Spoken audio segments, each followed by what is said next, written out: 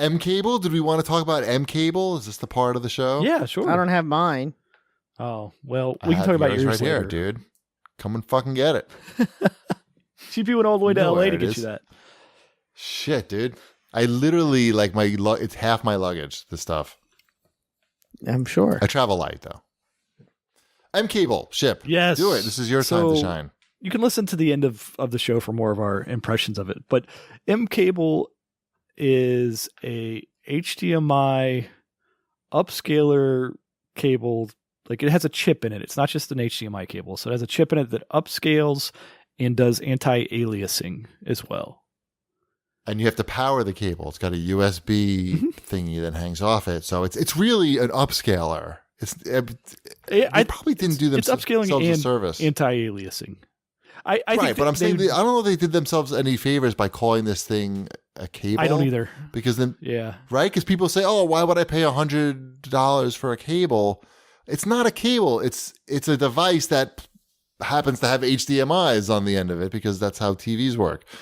But yeah, so yeah, what are your results? Because you're like probably the target demographic for this thing. I think so. So I've got obviously my 1080p projector that I'm running it through, and I've been testing it with some of the early HDMI consoles, I would say, because I think that's where I'm looking to get rid of the jaggies and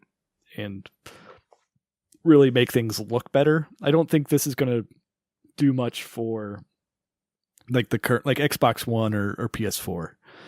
So I tried it with my GameCube with the Eon HDMI adapter, and it cleans up so much. Like, the text actually looks like it's just letters now instead of boxes that make letters. Right. No, I can see when you just photographed your screen with your cell phone. Yeah, I just took a picture. When you zoom in on the text, you can see it clearly. Yeah, it's night and day. And then the Xbox 360, my goodness, this thing works miracles on the 360. Yeah, that's how they demoed it at the show. Yeah, like, because the 360 Dash, you boot that thing up now, and it looks like trash.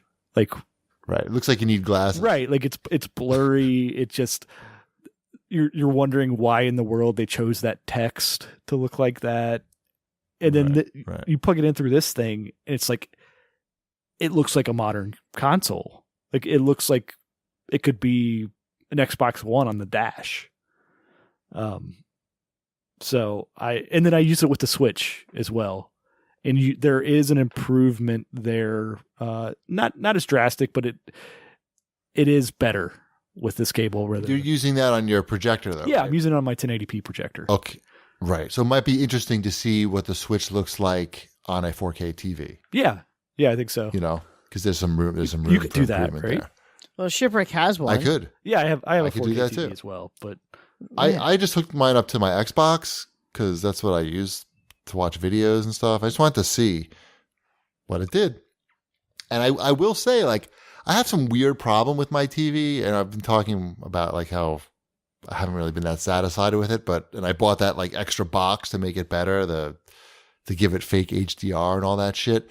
It has some weird thing, like when I watch Netflix and then go back to the Xbox dashboard, like there's too much contrast or something, and everything is washed out, and I have to go into the TV setting and like lower the contrast.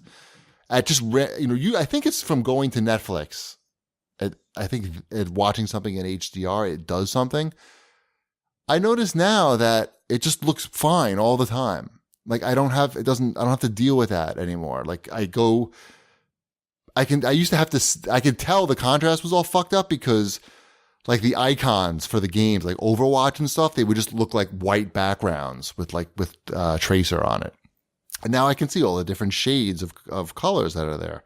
So it did something for me that's positive. But I wouldn't say that that's probably a reason to go get it if you're using it on a modern console. But they do make one for movies too.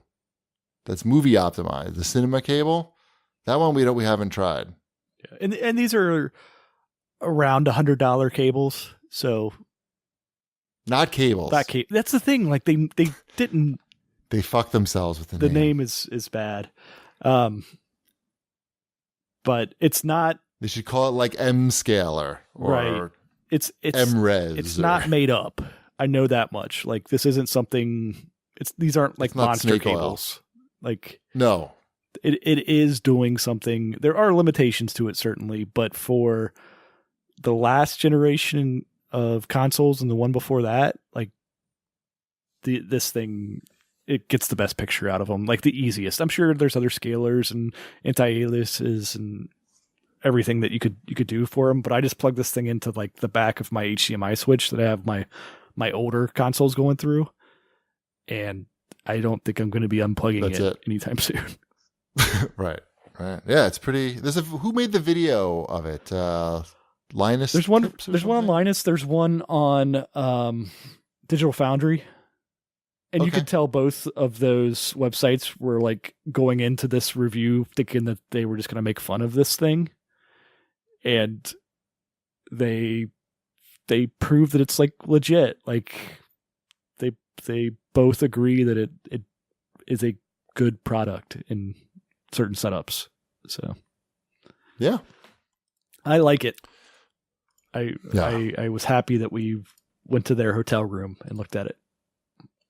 We still talking about this dumb wire? M-wire. That's what they should have called it.